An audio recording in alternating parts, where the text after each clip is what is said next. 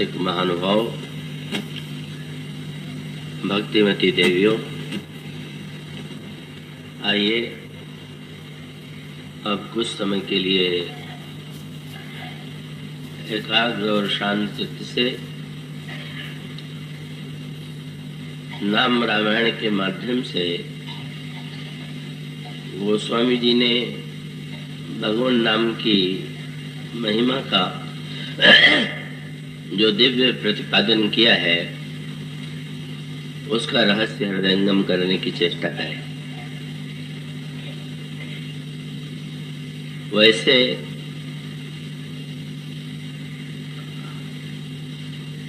प्रसंग के रूप में नाम रामायण का प्रसंग चुना गया है,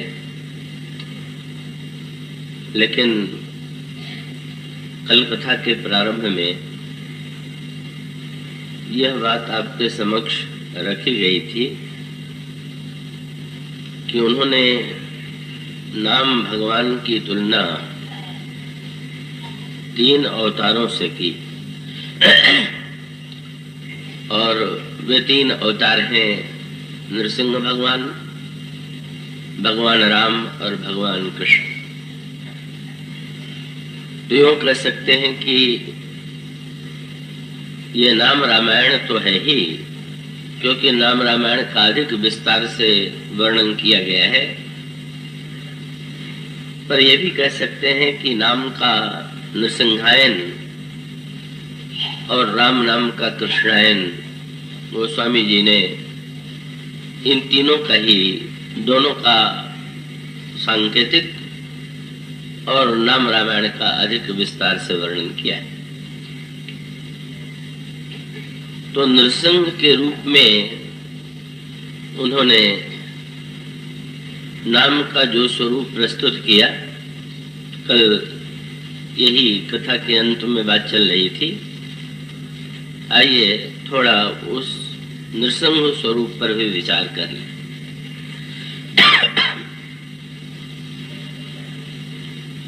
गोस्वामी जी ये कहते हैं कि राम नाम नर केसरी, कनक कसिपु कलिकाल, जापक जन प्रहलाद जिमि, पालहि दली सुरपाल। भगवान श्री राम का नाम जो है वो नृसिंह भगवान है। कलयुग ही मूर्तिमान हिरण्यकश्यपु है और जप करने वाला, भगवान के नाम का जो जप करने वाला व्यक्ति है वही मानो प्रहलाद है। और जैसे सतयुग में हिरण्यकश्यप के अत्याचार से संत्रस्त प्रहलाद के संकट का निवारण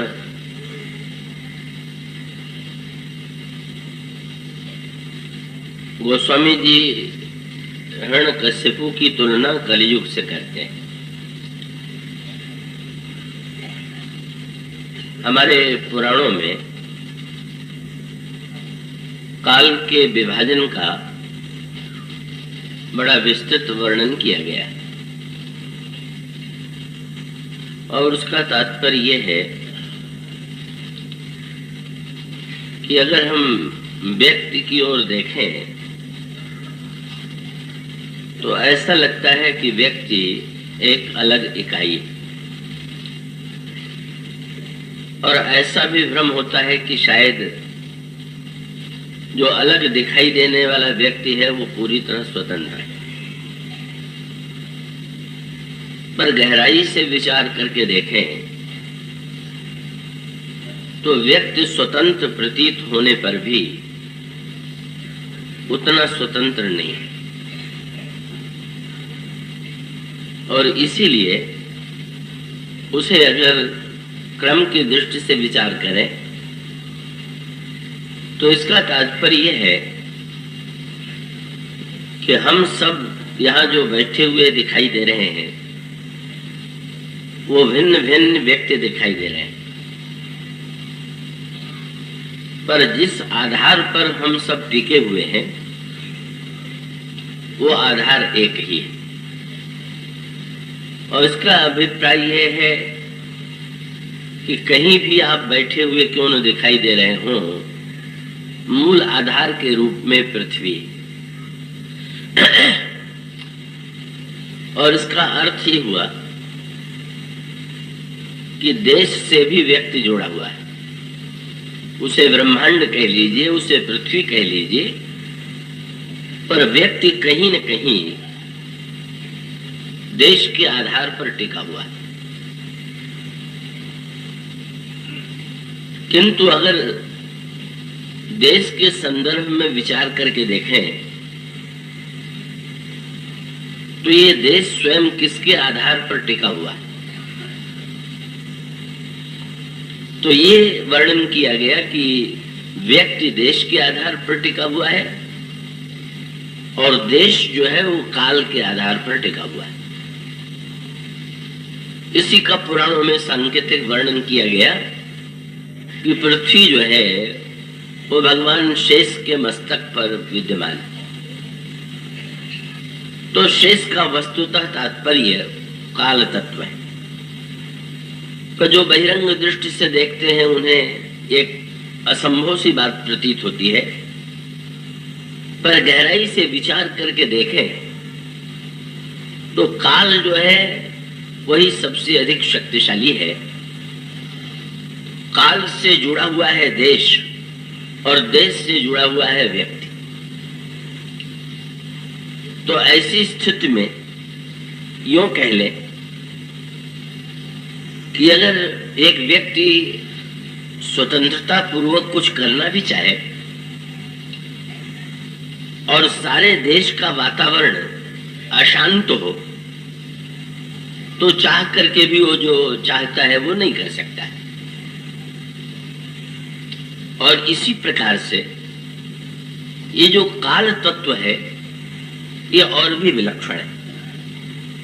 इसका अभिप्राय यह है कि देश और व्यक्ति ये तो दोनों प्रत्यक्ष दिखाई देते हैं, लेकिन शेष को हम प्रत्यक्ष नहीं देखते। और उसका अभिप्राय यह है कि वस्तुतः एक काल चक्र चल रहा है अव्याहत रीत से, और ये स्वयं देश भी जो है वो काल के द्वारा नियंत्रित है। और इस तरह से व्यक्ति, देश और काल में क्रमशः काल ही सर्वाधिक शक्तिशाली है। और उसे अगर एक व्यवहारिक दृष्टांत के द्वारा समझना चाहें तो यूं कह लें कि जैसे काल का ही एक रूप जो है वो ऋतुओं का परिवर्तन है। हम और आप देखते हैं कि एक ही वर्ष में कई ऋतुएं आती हैं। कभी ऊष्मा का अनुभव होता है, कभी शीतलता का अनुभव होता है, और कभी वर्षा हमें हमारे समक्ष का वर्षा की अगर भीषण रूप में हो तो उसकी भीषणता का बोध होता है। तो जाने अनजाने में जैसे हम और आप ऋतुओं से प्रभावित होते हैं, तो ये कालचक्र तो है प्रकृति से जुड़ा हुआ, पर एक कालचक्र वो है कि जिसका संबंध व्यक्ति के मन से। और इसी का विभाजन पुराणों में सतयुग, त्रेता, द्वापर और कलयुग के रूप में किया गया। सतयुग का अभिप्राय है एक ऐसा काल कि जब व्यक्ति के मन में सत्वगुण की प्रधानता होती है। त्रेता का अभिप्राय यह है कि जब व्यक्ति के मन में सत्व और रज का मिश्रण होता है। द्वापर का तात्पर्य है जहां पर सत्व और रज के साथ साथ तमोगुण का मिश्रण है। और कलयुग का अभिप्राय है कि जहां तमोगुण मुख्य है, रजोगुण और तमोगुण मिले हुए हैं, और सत्व जो है वो नाम मात्र का विद्यमान। तो स्वाभाविक परिणाम ये होता है कि हम काल से प्रभावित हुए बिना नहीं रह सकते, क्योंकि जब सारे समाज में सत्वगुण का प्रवाह बह रहा होगा तो जैसे शीतल हवा बह रही हो तो प्रत्येक व्यक्ति को उसका स्पर्श होता है। इसी प्रकार से काल में जब सत्वगुण की प्रधानता होती है तो व्यक्ति का अंतःकरण स्वाभाविक रूप से श्रेष्ठ विचारों से अंतर्मुखता से युक्त होता है। जब समाज में काल कलयुग त्रेता के रूप का अभिप्राय यह है कि जब चारों ओर सत्वगुण के साथ साथ व्यक्ति में रजोगुण की प्रेरणा उत्पन्न होती है तो व्यक्ति के जीवन में एक दूसरे प्रकार की वृत्ति आती है। द्वापर युग का अर्थ है कि जब हमारे जीवन में रज की प्रधानता हो गई और सत्व और तम का मिश्रण हुआ तब और भी दुर्वृत्तियां व्यक्ति और समाज के जीवन में आती। पर हम और आप जिस युग में रह रहे हैं का वो युग जो है कलियुग है, और उसका अभिप्राय यह है कि जब चारों ओर समाज के वातावरण में, ब्रह्मांड के वातावरण में तमोगुण परिव्याप्त हो और सत्वगुण अत्यंत सिकुड़ गया हो, का केवल तमोगुण और रजोगुण की वृत्ति ही विद्यमान हो, तो ऐसे युग में जब व्यक्ति होगा तो ये संभव ही नहीं है कि व्यक्ति जो है काल के द्वारा इस किंचित प्रभावित न हो। हाँ, ये हो सकता है कि प्रभावित होने की मात्रा में अंतर है, और इसका अभिप्राय है कि यदि इस समय शीत का काल है तो शीत का अनुभव तो प्रत्येक व्यक्ति को हो रहा है, पर मात्रा में भेद है। किसी व्यक्ति के पास अगर ओढ़ने के गर्म वस्त्र अधिक है तो उसको शीत का अनुभव कम हो रहा है, और किसी व्यक्ति के पास यदि वस्त्रों की कमी है तो ऐसी स्थिति में उसको अधिक शीत का अनुभव हो रहा है। पर इसमें कोई संदेह नहीं है कि प्रकृति में जब किसी गुण का बाहुल्य होता है तो व्यक्ति उससे प्रभावित होता है। तो हम और आप जिस युग में रह रहे हैं का उसमें जाने और अनजाने में सभी व्यक्ति किसी न किसी रूप में युग से प्रभावित होते हैं। आज के युग की सबसे बड़ी समस्या ही है, और इसी का व्यंग्यात्मक संकेत श्रीमद् भागवत में परीक्षित के उपाख्यान में दिया गया। ये द्वापर के अंत में परीक्षित का राज्य होता है, और परीक्षित का जन्म हुआ है पांडवों की परंपरा में, और जब वे विश्व विजय के लिए प्रस्थान करते हैं तो वो ये देखते हैं कि एक बड़ा ही भयावना व्यक्ति का हाथ में छड़ी लिए हुए है, बेत लिए हुए है, और एक गाय के ऊपर वो प्रहार कर रहा है, एक बैल है उस पर भी प्रहार कर रहा है, गाय रो रही है, तब वो वृषभ भी कष्ट में पड़ा हुआ है। उस दृश्य को देख करके परीक्षित को बड़ा आश्चर्य होता है, और तब वो अत्याचार करने वाले के ऊपर क्रुद्ध होते हैं और फिर प्रश्न करते हैं गाय से और बैल से कि आप लोग कौन हैं और ये आप पर प्रहार करने वाला कौन है। और तब उसने परिचय दिया, तो धर्म ही वृक्ष है और पृथ्वी ही गाय है, और जो प्रहार कर रहा है वो कलयुग है। इस दृश्य को देख करके परीक्षित को बड़ी चोट लगी, और तब परीक्षित ने निर्णय किया कि मैं इस युग का वध कर दूं, और उन्होंने तलवार निकाल लिया कि अभी मैं कलयुग का सिर काट लेता हूं। पर कलयुग ने जब अपनी बात रखी अपने ढंग से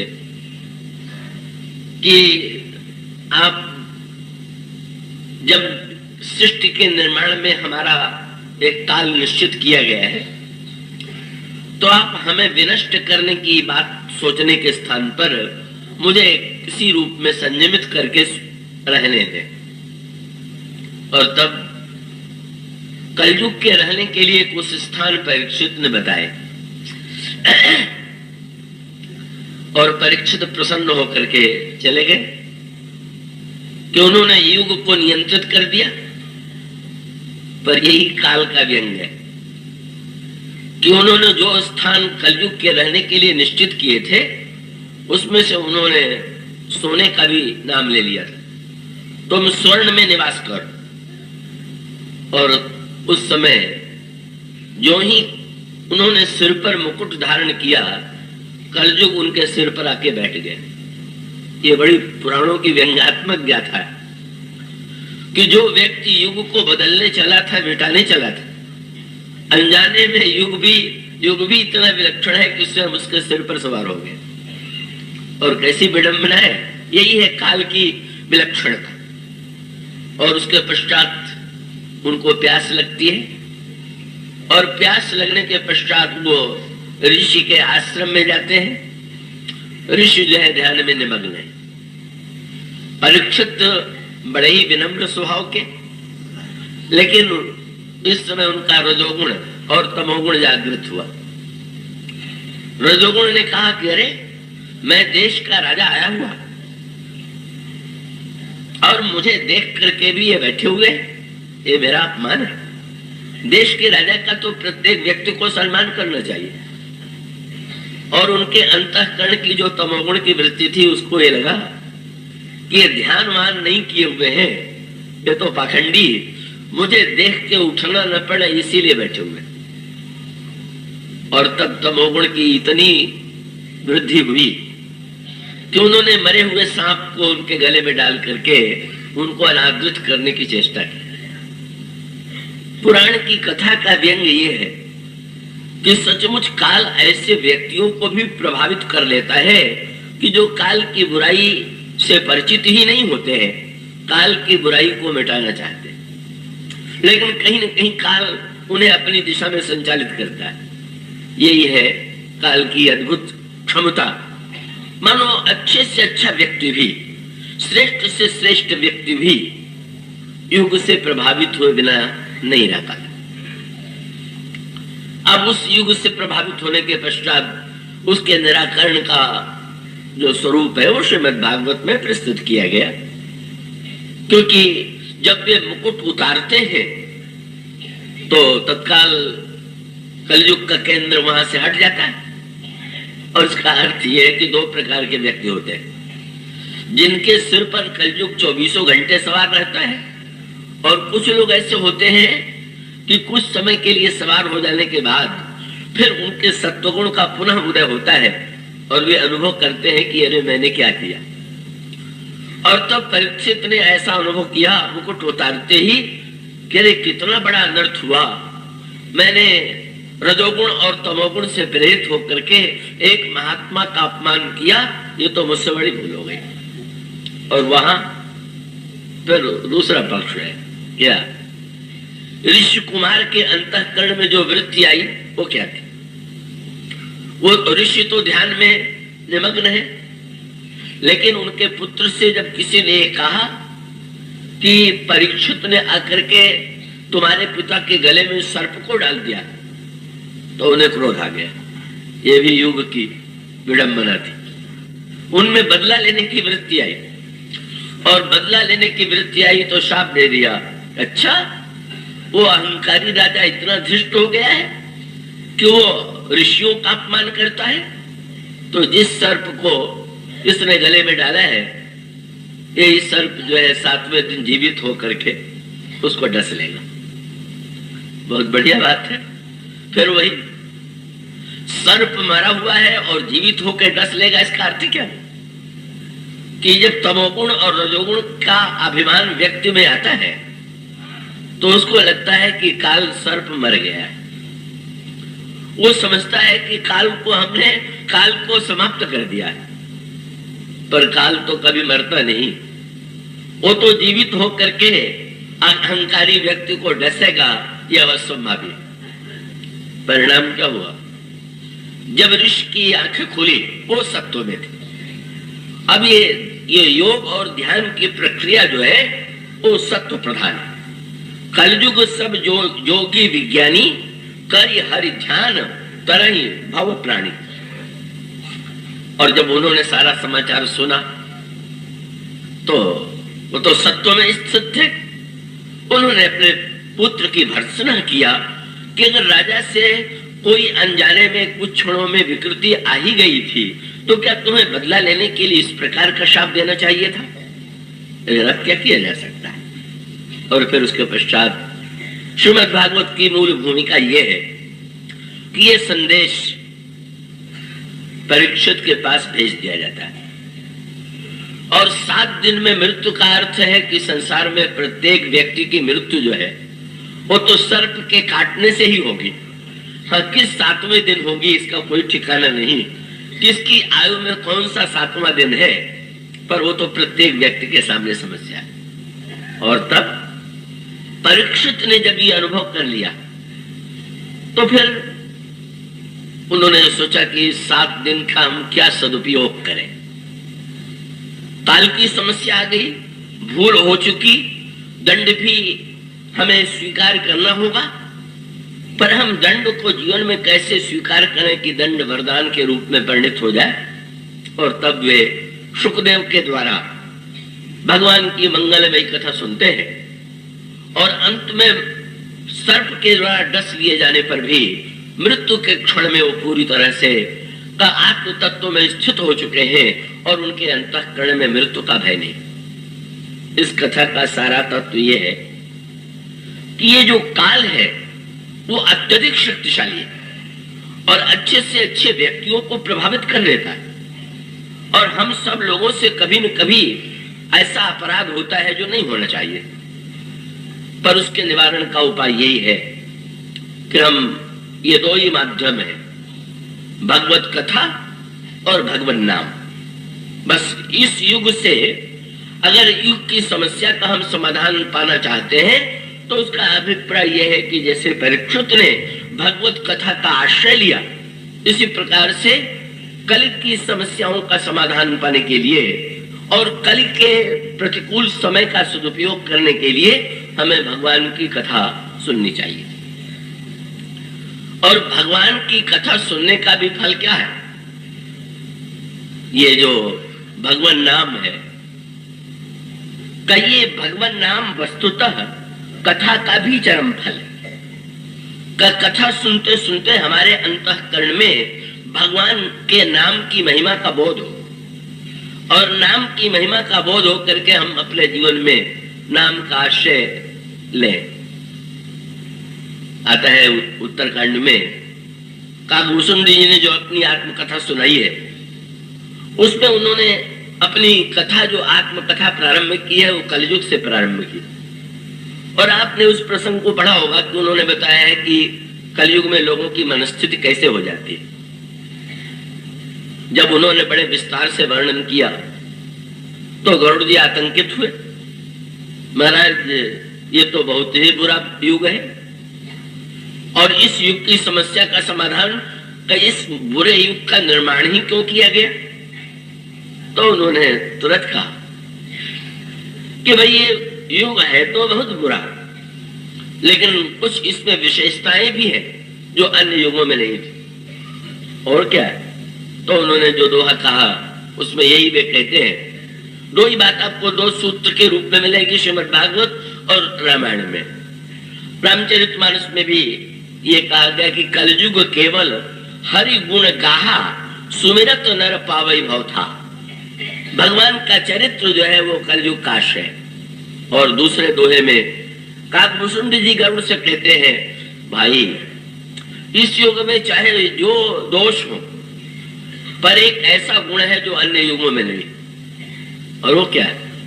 सतयुग, त्रेता, द्वापर, पूजा, मख और जोग। सतयुग, त्रेता और द्वापर में अलग अलग साधना के मार्ग हैं। सतयुग जो है वो ध्यान प्रधान है, त्रेता यज्ञ प्रधान है, और द्वापर पूजा प्रधान है।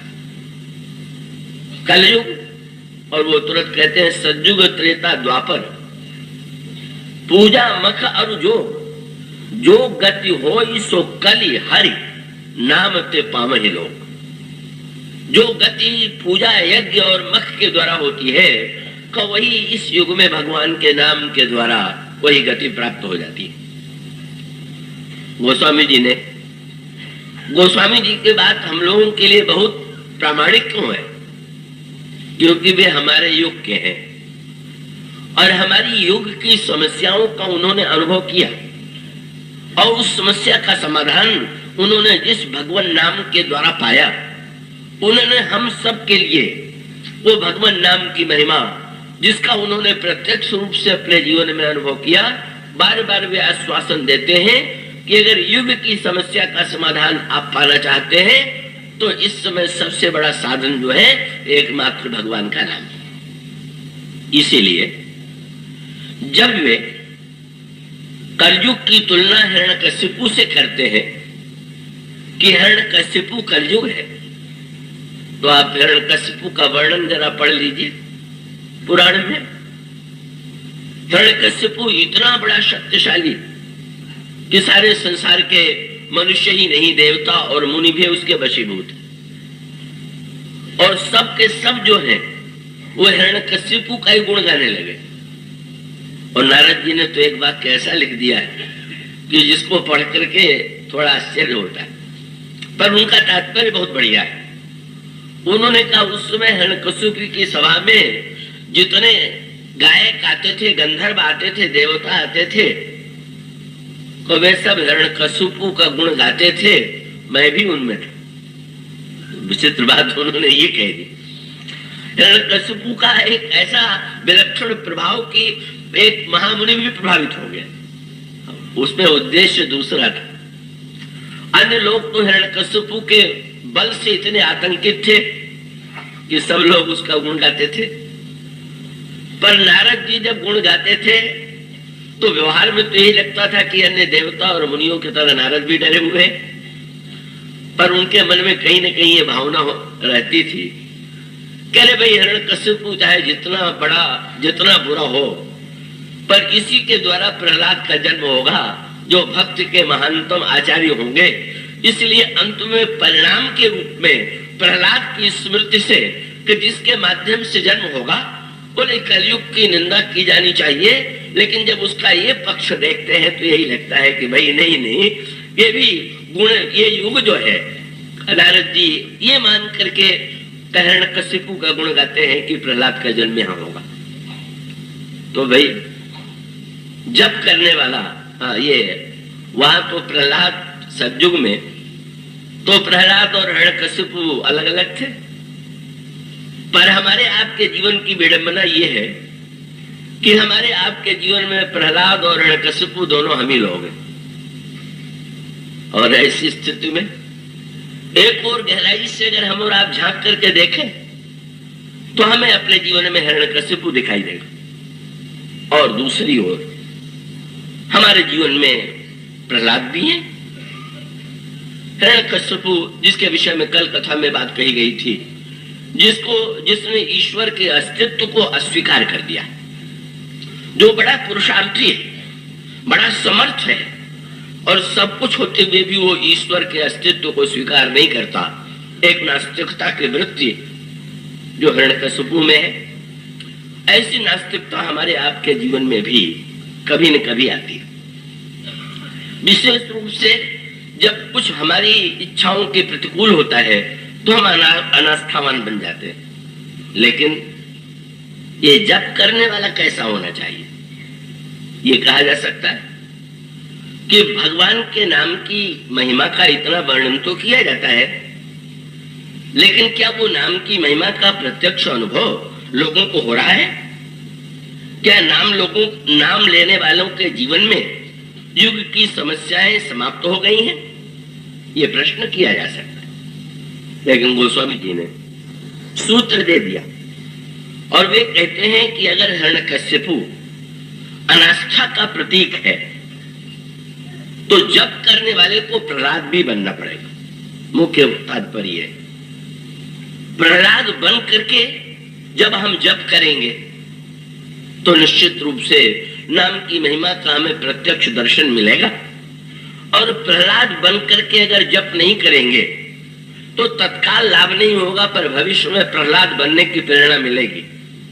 यह है, पर कम से कम यूं कह सकते हैं कि हिरण्यकशिपु का विनाश तब होगा जब हमारे अंतःकरण में प्रहलाद की वृत्ति आएगी। अब ये प्रहलाद हिरण्यकशिपु के ही बेटे हैं, कलयुग है हिरण्यकश्यप और प्रहलाद है उसके बेटे। और इसका अर्थ है कि जब हम लोगों का कलयुग में जन्म हुआ है तो हम लोग भी तो कलयुग के बेटे ही हैं। ठीक वही सूत्र है, पर अब बड़ी समस्या है। इंद्र के मन में जब इंद्र के मन में विद्वेष हुआ, हिरण्यकश्यप चला गया था तपस्या करने के लिए प्रहलाद जब हिरण्यकश्यप की पत्नी के गर्भ में आए तो इंद्र ने कहा कि अरे ये दैत्यों की परंपरा बढ़े, इससे अच्छा ये होगा कि गर्भ में ही इसको नष्ट कर ले। इंद्र जो है वो पुण्य का प्रतीक है। पुण्य के मन में ये संकल्प आया कि पाप को मिटाने के लिए, दैत्यत्व को मिटाने के लिए गर्भ पर प्रहार किया जाना चाहिए। क्योंकि इंद्र की धारणा ये थी कि बुरे का पुत्र बुरा ही तो होगा। लेकिन संत नारद कहते हैं नहीं भाई, घबराओ नहीं, ये आवश्यक नहीं है कि बुरे का पुत्र बुरा ही हो। और इसके द्वारा मानो वे कहते हैं कि ये मान लेना कि कलयुग में जिसका जन्म हुआ है वो तो बुरा ही होगा, ये बहुत बड़ा अन्याय है। तब उन्होंने गर्भ में ही जब प्रहलाद थे, भक्ति का श्री गणेश जो होगा वो गर्भ से ही होगा। मैं आशा करता हूं आप एकाग्रता से ध्यान में रखेंगे।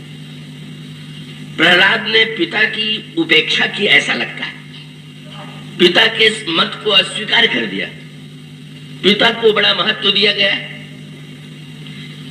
पर भक्त का श्री गणेश अगर शरीर से कीजिएगा तो आप भक्त नहीं बन पाइएगा। का भक्त का श्री गणेश जब होगा तो जैसे प्रहलाद ने गर्भ में ही मूल का बीज जो उनमें भक्त का पड़ा वो गर्भ में ही पड़ा, वही हमारे आपके जीवन के लिए भी उपादेय है।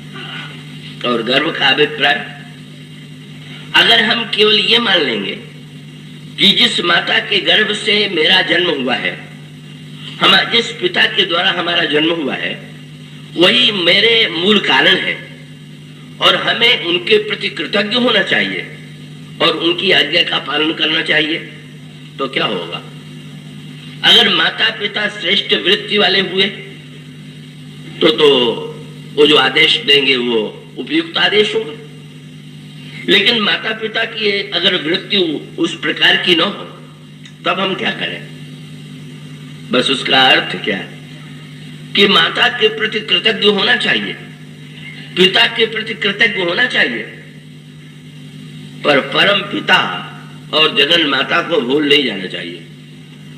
और इसका अर्थ क्या हुआ कि जन्म दिया पिता ने, ये तो प्रत्यक्ष दिखाई दे रहा है, पर ये गर्भ में किसने रक्षा किया? यहीं से प्रारंभ कीजिए भक्ति का।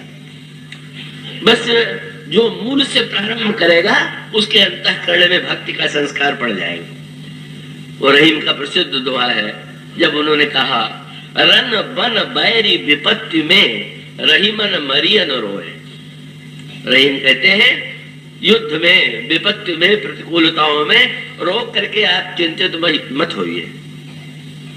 और तब उन्होंने वही याद दिलाया, क्या बोले? ये चिंता मत कीजिए कि बाहर कोई सहायक है कि नहीं, क्योंकि याद कर लीजिए क्या जन्म के पहले कहां थे और उस समय किसने रक्षा किया, इसकी याद कर लेंगे तो आप सोच लेंगे।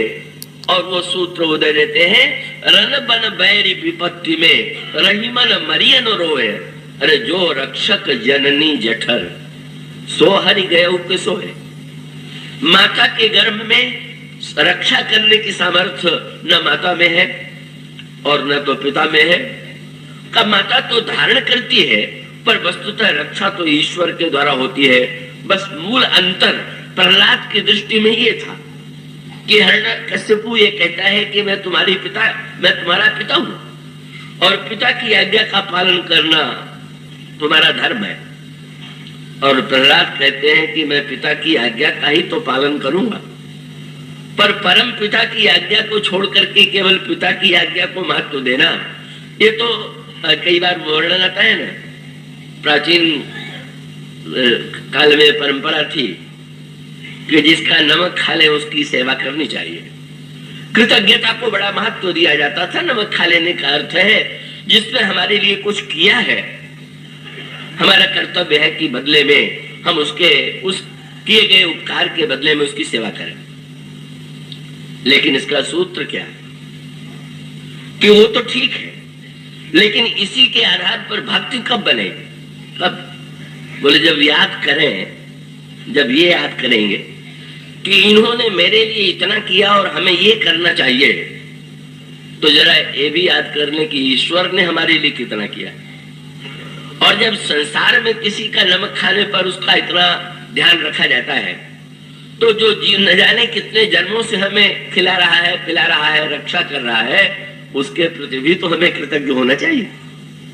ये वृत्ति जो है, अगर व्यक्ति गहराई से विचार करके देखेगा, तो भाई जो कृतज्ञता संसार में होगी भगवान के प्रति, वो कृतज्ञता न जाने कितनी अधिक गुणित होगी। बस मूल दृष्टि है, हम स्थूल को पकड़ रहते हैं और मूल को भूल जाते हैं। युधिष्ठिर के मामा, और ये शल्य अहंकार है व्यक्ति का, और युधिष्ठिर धर्म है। ये अहंकार और धर्म जो है वो मामा भांजे हैं। बड़ा विचित्र दोनों का नाता। इसका अभिप्राय यह है कि जब व्यक्ति धर्म करता है तो किसी न किसी प्रकार से अहंकार से तो जुड़ा रहते ही, चाहे वो जाति का अहंकार हो, चाहे कुल का अहंकार हो, वो अहंकार से जुड़ा हुआ। और जब युद्ध छुड़ा धर्म और अधर्म में, तो शल्य ने निर्णय किया कि हम तो युधिष्ठिर के पक्ष से लड़ेंगे। और तब शल्य सेना लेकर के युधिष्ठिर से मिलने जा रहे थे। दुर्योधन शल्य की दुर्बलता से परिचित, वो पैनी बुद्धि वाला था, और उसने एक पारंपरिक धर्म का लाभ लेने के लिए शल्य के मार्ग में जहां जहां ठहरने के लिए का ये इतने दूर चलने पर यहाँ पर विश्राम की आवश्यकता होगी, दुर्योधन ने प्रबंध किया। सेवकों को भोजन लेकर के, पलंग लेकर के, वस्तु लेकर के आप लोग स्वागत कीजिए, और अपनी ओर से बिल्कुल मत बताइए कि ये स्वागत किसकी ओर से। पर जब स्वागत स्वीकार कर ले तो बाद में जरूर बताइए। परिणाम हुआ, शल्य जब आए और सामने उन्होंने देखा कि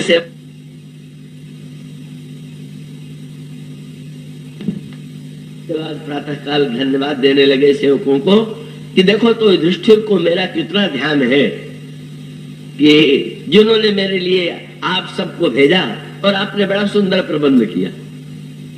और तब उन लोगों ने रहस्य खोल दिया। बोले महाराज, ये स्वागत आपका युधिष्ठिर की ओर से नहीं किया गया, दुर्योधन की ओर से किया गया। बस अहंकारी की सबसे बड़ी समस्या ये है कि जिसकी ओर से स्वागत हो, हाँ बस ये विचार, और अपने आप को संतोष कैसे दिया। शल्य सोचने लगा कि अरे, का शास्त्रीय मान्यता यह है कि जिसका अन्न खाए उसकी ओर से, जिसका नमक खाए उसकी ओर से युद्ध करना चाहिए। तो मैंने दुर्योधन का अन्न खा लिया, तो अब तो दुर्योधन की ओर से लड़ने की। विचित्र प्रकार का धर्म निर्णायक था शल्य। न जाने कितनी बार युधिष्ठिर के घर भोजन किया होगा, वो सारा भोजन भूल गया।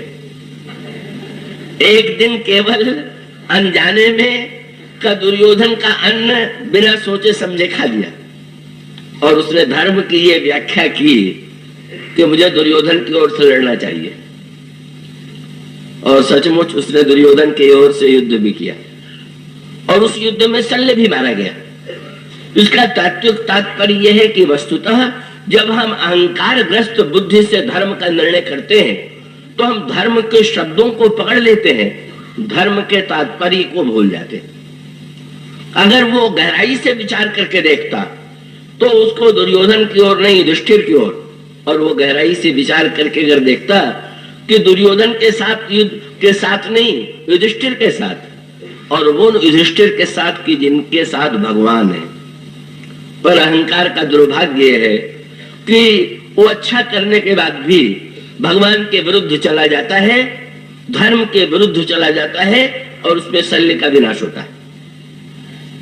अगर मैं कभी कभी बात कहा करता हूं कि धर्म के निर्णय करने की जो वृत्ति शल्य की थी, कहीं हनुमान जी की भी होती, तो रावण की वाटिका का फल खाने के बाद शायद वो रावण की ओर से ही लड़ते कि अब मैंने रावण के बाग का फल खा लिया है तो अब राम की ओर से कैसे लड़े। उन्होंने तो फल खाया तो उन्होंने तो बाग भी उजाड़ दिया, नगर भी जला दिया, उसका अर्थ क्या हुआ? सोचने की वृत्ति। उसका मूल तत्व यह है कि लंका रावण की है, ये वाटिका रावण की है, और इस वाटिका का फल मैंने खाया। हनुमान जी का श्री गणेश यहाँ से तो नहीं होता है, उनके चिंतन का प्रारंभ तो होता है लंकिनी। कल लंकिनी ने हनुमान जी को पहले कहा कि तू चोर है, क्योंकि मेरे स्वामी के नगर में तू इतना छोटा रूप बना करके जा रहा। हनुमान जी ने उसको मुक्का मारा और सिर पर उसके मुक्का लगा तो विचार बदल गए, और ऐसे बदले कि उसने हनुमान जी से तुरंत कहा कि प्रविशि नगर कीजय सबका जा, हृदय राखी कौशलपुर राजा। बस अब राजा कौन हो गया? राजा रावण नहीं है, अब तो कौशलपुर के राजा राम जो है वो राजा है। हनुमान जी का मानो तत्वतः तात्पर्य ये था, और यही संकेत उन्होंने विभीषण को दिया था। विभीषण के मन में भी धर्म को लेकर के यही अंतर्द्वंद था कि रावण मेरा भाई है और बड़ा भाई जो है वो तो पिता के तुल्य होता है, तो हम विभीषण के अन्याय करने पर भी विभीषण का साथ कैसे छोड़ दें, रावण के अन्याय करने पर भी रावण का साथ कैसे छोड़ दें। एक भाई को छोड़ देना क्या उचित होगा? और हनुमान जी ने फिर मूल तक पहुंचा दिया। हनुमान जी ने विभीषण से कहा तब हनुमंत कहा सुन भ्राता, देखी चाहूं जानकी माता। भाई विभीषण, और जब भाई विभीषण कहा तो विभीषण जी चौंके। न एक देश के, न एक जाति के, न एक कुल के, न एक माता के गर्भ से जन्म हुआ। तो भाई तो यही माना जाता है कि जब एक माँ के गर्भ से दो बालकों का जन्म हो तो दोनों भाई, एक पिता से दो बालकों का जन्म हो तो भाई। हनुमान जी कह रहे हैं विभीषण भाई। आश्चर्य से विभीषण ने देखा तो हनुमान जी ने कहा कि हम दोनों के माता पिता एक ही। कौन? तो देखी चाहूं जानकी माता। बोले तुम्हारी माता कौन है? एक जन्म वाली माता तुम्हारी माता है कि जो अनंत काल से माता है वो माता है, और एक काल में जो तुम्हारे पिता दिखाई दे रहे हैं वो पिता है कि जो सचमुच सारे सृष्टि के परम पिता है, शाश्वत जो जननी है और शाश्वत जो पिता है, उनको छोड़ करके तुम नश्वर केवल माता पिता को अगर माता पिता मानते हो और अपने को शरीर मानते हो तो तुम्हारा भाई रावण है, और यदि तुम दूसरी दृष्टि से देखते हो तो तुम्हारा भाई श्री सीता जी का पुत्र मैं भी हूं। हनुमान जी सीता जी के पुत्र न तो जाति के नाते हैं, न कुल के नाते हैं, न शरीर के नाते हैं। उनका तो जन्म भी श्री सीता जी के गर्भ से नहीं हुआ है, वो तो पशु के रूप में दिखाई देते हैं। हनुमान जी ने कहा कि भाई तुमने धर्म का ठीक निर्णय नहीं किया, मूल से प्रारंभ करो। तो प्रहलाद, अगर हम अपने जीवन में प्रहलाद बनना चाहते हैं तो जन्म के बाद से शुरू प्रारंभ न करें, गर्भ से प्रारंभ करें।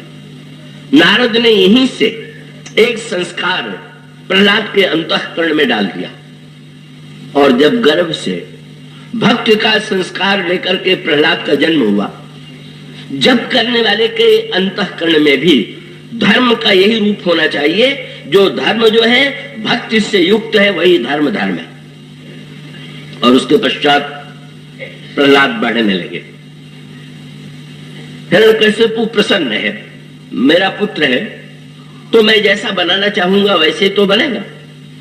कलयुग जो है अपने सारे बेटों को अपना जैसा ही बनाना चाहता है, और तब गुरु जी के यहाँ शिक्षा देने के लिए प्रहलाद को भेज दिया गया।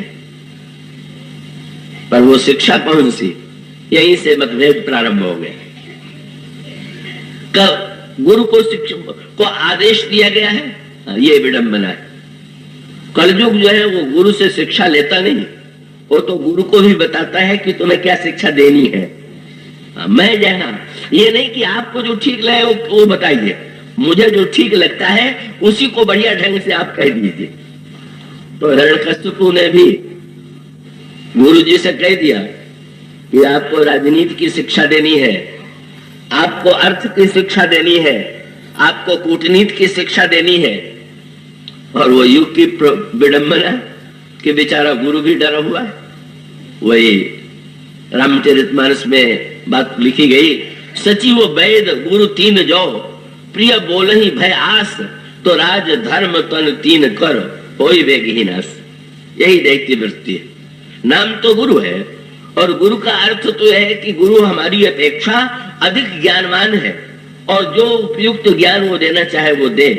लेकिन हिरण्यकशिपु का आदेश है, और गुरु जी ने वो शिक्षा प्रहलाद को देने की चेष्टा की। प्रहलाद ने वो शास्त्र पढ़े। उसका अभिप्राय है कि जप करने वाला राजनीति को न जाने या व्यवहार को न जाने, ये कोई आवश्यक नहीं है। राजनीति की शिक्षा, अर्थ की शिक्षा, व्यवहार की शिक्षा, ये भी जीवन का एक अंग है। पर मूल प्रहलाद की वृत्ति क्या है? प्रहलाद की वृत्ति है कि क्या विद्या बस यही अंतिम विद्या का उपयोग है? क्या विद्या का उद्देश्य वो स्वामी जी ने व्यंग्य किया। यह युग जो है अर्थ प्रधान है, और वो लोग अगर शिक्षा भी देते हैं माता पिता अपने बेटों को, तो एक ही धर्म की शिक्षा देते हैं। ये व्यंग्य रामायण में किया गया। क्या बोले? माँ तो पिता बालकन ही बोलावे। माता पिता बालकों को बुलाते हैं और कहते हैं हम तुम्हें धर्म की शिक्षा दे रहे हैं। कौन से धर्म की शिक्षा? वह माँ तो पिता बालकन बुलावे ही, और उदर भराई सोई धर्म सिखावे। बस एक ही धर्म है, उदर धर्म। पेट कैसे भरे, और यही शिक्षा मनुष्य दे रहा है। तो भाई पेट भरे, इसकी शिक्षा की भी आवश्यकता है।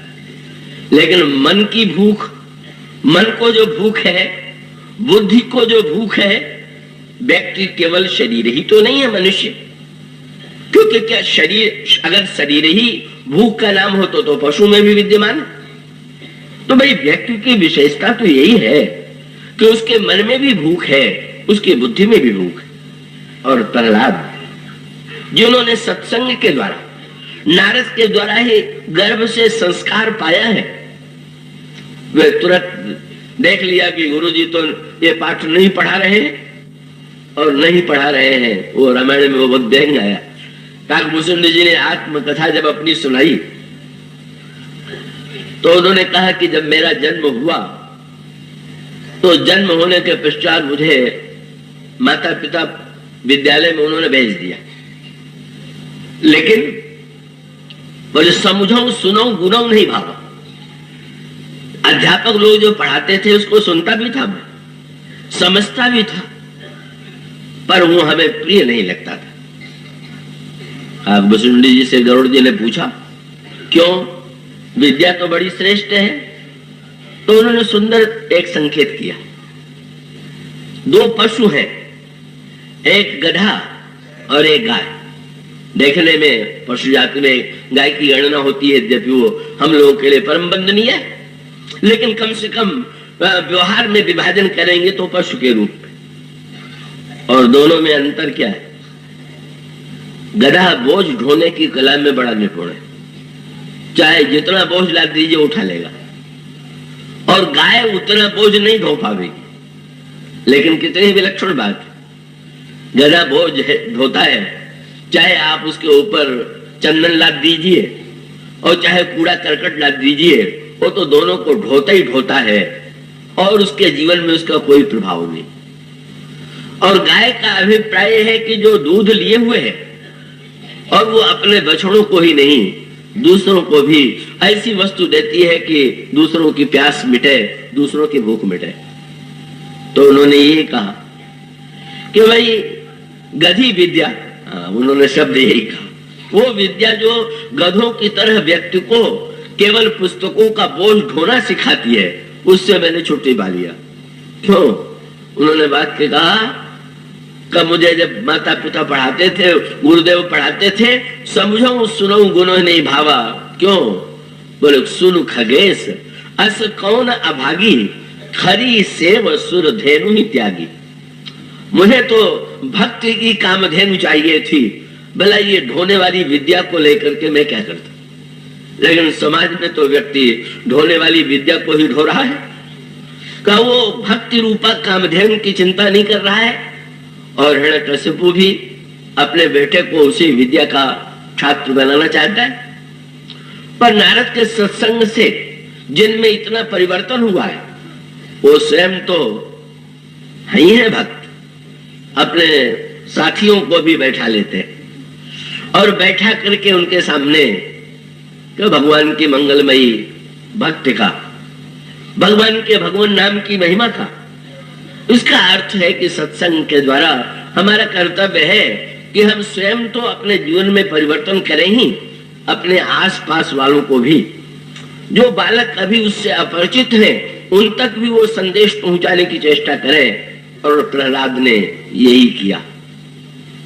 और जब शिक्षा की परीक्षा का काल आया, हिरण्यकशिपु ने गुरुजी से आदेश दिया कि आप मेरे पुत्र को मेरे पास ले आवे और मैं उसकी परीक्षा लूं कि उसने आपके विद्यालय में कितनी प्रगति की है। और जब हिरण्यकशिपु प्रहलाद से पूछता है कि सारी विद्याओं में सर्वश्रेष्ठ क्या है, सार क्या है, तो बोले राम का नाम।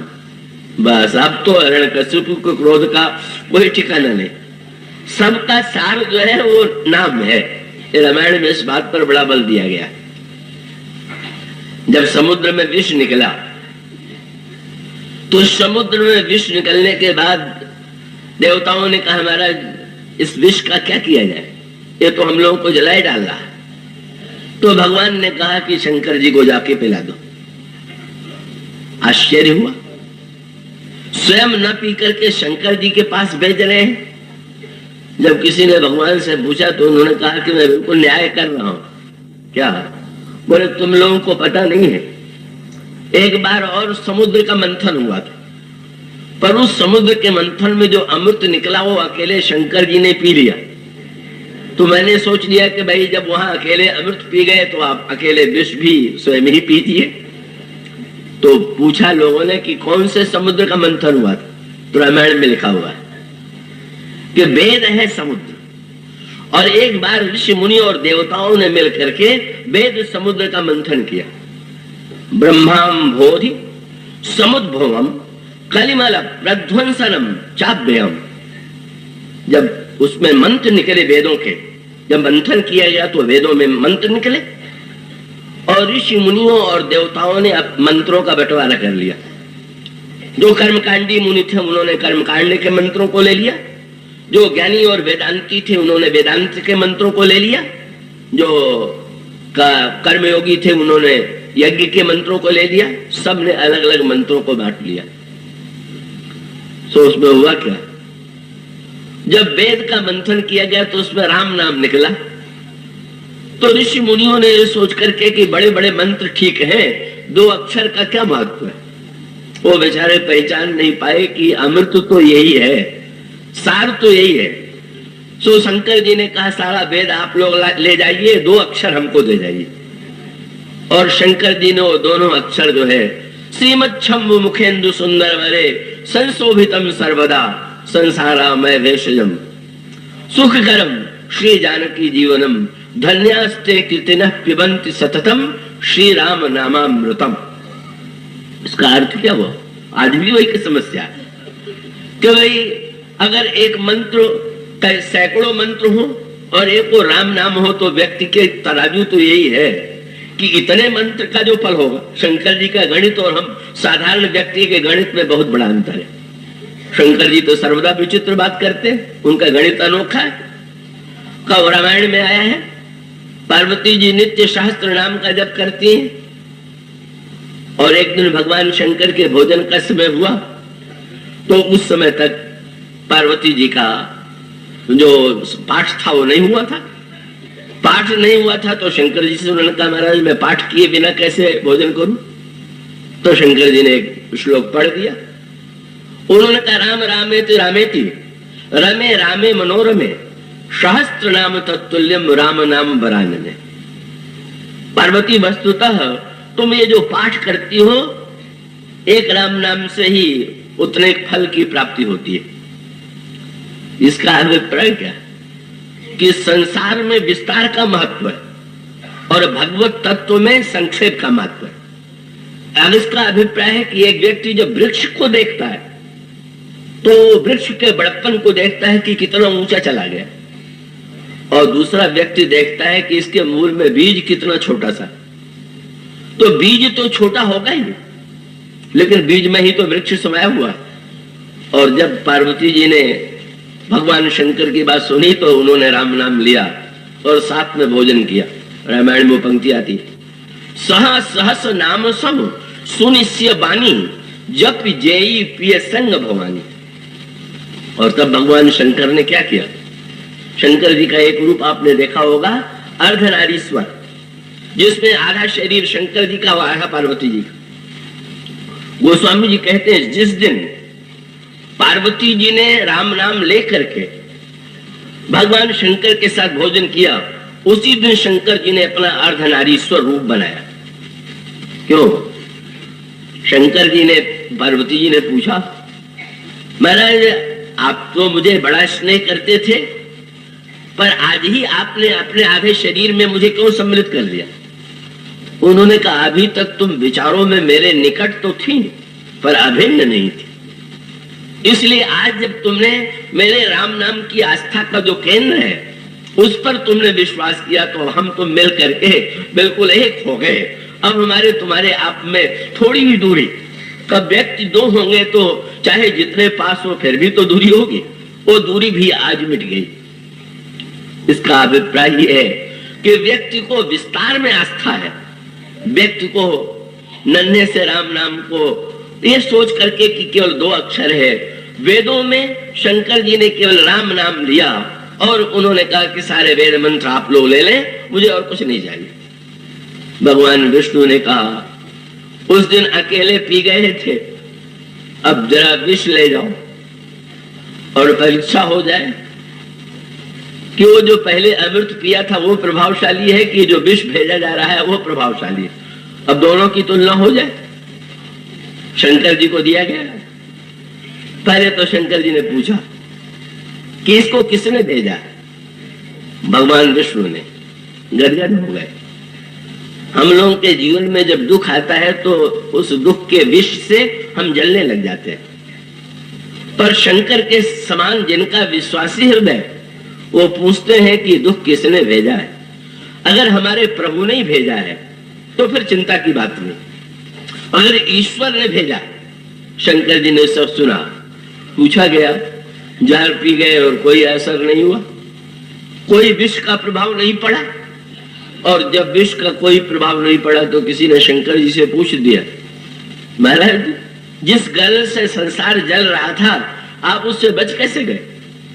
उन्होंने कहा इसमें मेरा कोई चमत्कार नहीं, मैंने तो मिला दिया। क्या? बोले जब विष लेकर के लोग आए तो राम नाम तो मेरे मुंह में पहले से था, मैंने विष में राम को मिला दिया तो विश्राम बन गया। ये नाम का ही प्रभाव है, इसमें मेरी कोई विशेषता नहीं। ये शब्द बड़ा विलक्षण बनाया गया। विष में राम को मिला दीजिए तो विश्राम, और विश्राम में से राम को अलग कर दीजिए तो विष। राम के बिना जो विश्राम है वो भी विष बन जाता है। और जब राम का हम आश्रय ले लेते हैं तो हमारे जीवन में प्रतिकूलता, हमारे जीवन का विष, हमारे जीवन का दुख भी जो है वो अमृत बन करके हमारे जीवन को पूर्णता प्रदान करता है। वस्तुतः ये जो नाम के प्रति अविचल आस्था है, का उस आस्था का ही मूर्तिमान स्वरूप।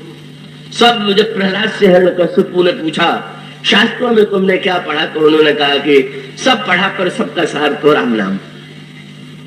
हिरण्यकश्यपु के क्रोध की कोई सीमा नहीं, और तब वो क्रोध में आ जाता है, गुरुओं की भी खबर लेता है, यही पढ़ाने के लिए हमने तुम्हारे पास भेजा था। बेचारे गुरु लोग डरे हुए हैं, बोले महाराज हमने नहीं सिखाया, ये तो पता नहीं कहां से सीख के आया हुआ। सत्संग के द्वारा नारद के गुरुत्व को जिसने ग्रहण कर लिया है, और उसके पश्चात यातना मिलती है हिरण्यकश्यपु के द्वारा प्रहलाद के सामने। अग्नि में जलाया जाता है, सर्प से डसाया जाता है, पहाड़ से गिराया जाता है, और जो साधक होगा उसको भी अग्नि में जलाया जाएगा, उसको पहाड़ से गिराया जाएगा, उसको सांप से डसाया जाएगा, चाहे वो बाहर का सांप न हो, बाहर का पर्वत न हो, बाहर की आग न हो। पर क्या संसार में चिंता की आग नहीं लगी हुई? और चिंता की आग में क्या सभी नहीं जल रहे हैं? पर नहीं कौन जलता है उस चिंता की आग से? चिंता की भक्त ने लिखा, चिंता की लगी आग है जरे सकल संसार, जरे सकल संसार जरत निरपति को देखा। और बादशाह उमरा वो जरत है सैयद शेख, और सुर नर मुनि सब जरे, कोई मिलते ही नहीं जिसको चिंता न हो। सुर नर मुनि सब मिले जति जरे, जति जोगी सन्यासी और पंडित ज्ञानी चतुर जरे, तन फटा उदास। जंगम सेवरा जरे, जरे नागा बैरागी, और कौन बचते भागी, दोपहरे लागी आगी। उनसे पूछा गया कोई बचता है? हाँ, कौन? बोले पलटू बचते संत जिन लिया नाम आधार, चिंता की लगी आगे है जरे सकल संसार। राम नाम जपतांको तो भयम। प्रहलाद जब अग्नि में डाले जाते हैं, मुस्कुराते हैं, उनको अग्नि शीतल प्रतीत होती है, और वो पिता से कहते हैं राम नाम जपतांको तो भयम, सर्वताप सवनैक भेषजम। तब पिताजी देखिए तो राम नाम के प्रभाव से इसका अभिप्राय यह है कि दुर्गुणों के सर्प डसने को तैयार है साधक, चिंता की आग जलाने को प्रस्तुत है, अहंकार का पर्वत गिराने के लिए प्रस्तुत है। पर जिसका भगवान के नाम में अविचल विश्वास है, जो प्रतिकूल परिस्थितियों में भी जो भगवान नाम का आश्रय ले चुका है, अंतो गत्वा नाम भगवान एक दिन अपने समस्त शक्ति के साथ नृसिंह के रूप में प्रकट होते हैं, और कलयुग रूप जो हिरण्यकशिपु के रूप में कलयुग है उसका संहार करते हैं। ये है रामायण के भगवान के नाम की निसंहायन। अब रामायण की चर्चा कल से करेंगे। बोलिए श्री राम।